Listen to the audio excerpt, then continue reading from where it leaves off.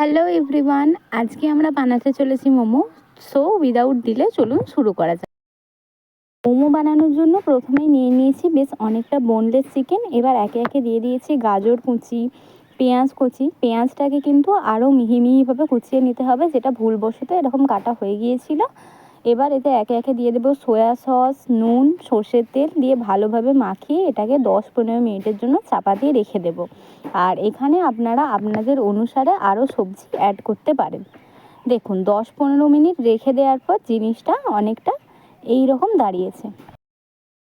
এবার আমরা মোমো তৈরি করার জন্য ময়দাটাকে ভালোভাবে মেখে নেব। ময়দাটাতে পরিমাণ মতো নুন, অল্প একটু চিনি এবং সর্ষের তেল আর সর্বোপরি জল দিয়ে ভালোভাবে ময়দাটাকে ঝুরঝুরে করে মেখে নেব। এবং ময়দাটাকে ঠিক ততক্ষণ পর্যন্ত ডলে যেতে হবে যতক্ষণ না এটা একদম নরম সফট হয়ে যায়। ময়দাটা ভালোভাবে মেখে নেওয়ার পর এটা চাপা দিয়ে রেখে দেবো 10-15 মিনিটের জন্য।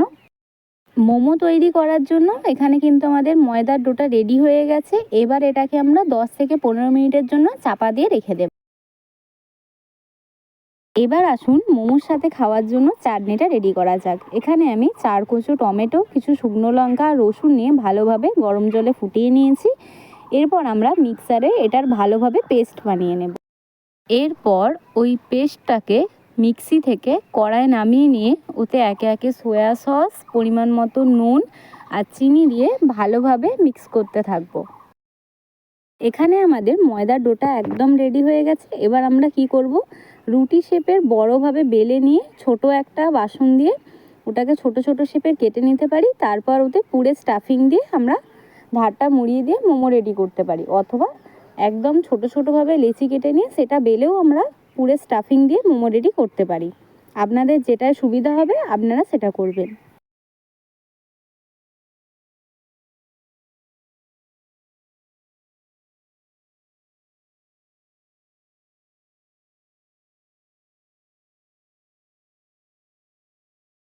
একটা আপনাদের দেখিয়ে দিই। প্রথমেই ছোট ছোট শেপের যে মোমোগুলো রেডি করা হয়েছে ওর ধারে হালকা সর্ষের তেল বুলিয়ে নেব, দিয়ে তারপরে পুরে স্টাফিংটা দেব এবং আস্তে আস্তে ধারগুলো মুড়িয়ে দেব।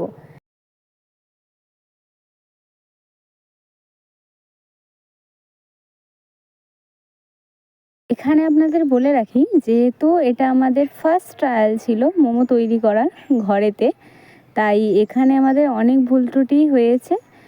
মোমো যেরকম শেপের দেখতে হয় ওরকম তো বানিয়েছি, এছাড়াও আমরা বিভিন্ন শেপের মোমো বানিয়েছিলাম। যেমন প্রথমেই বলে রাখি, গণেশ ঠাকুরের যে মোদক হয় ওই শেপেরও আমরা মোমো বানিয়েছিলাম। এছাড়াও রোজ শেপ আর বিভিন্ন শেপের আমরা মোমো বানিয়েছিলাম। এবার বলি, আপনারা মোমো তৈরি করার জন্য যে স্পেশাল রকমের বাসন হয় সেটা ছাড়াও আপনারা কিভাবে বাড়িতে মোমো তৈরি করতে পারবেন। এর জন্য আমরা নিয়েছি একটা মাঝারি সাইজের হাঁড়ি, যেটাতে অনেক পরিমাণে জল আমরা দিয়েছি এবং গ্যাস ওভেনে ওটা বসিয়ে দিয়েছি।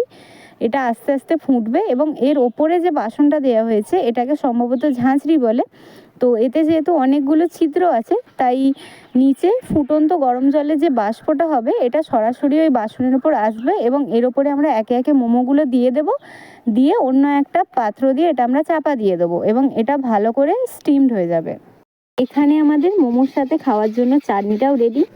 এই মোমোর রেসিপিটা আপনাদের কেমন লাগলো আপনারা অবশ্যই কমেন্টে জানাবেন। এই যে আমাদের মোমো রেডি, আর আপনাদের কেমন লাগলো অবশ্যই কমেন্টসে জানাবেন।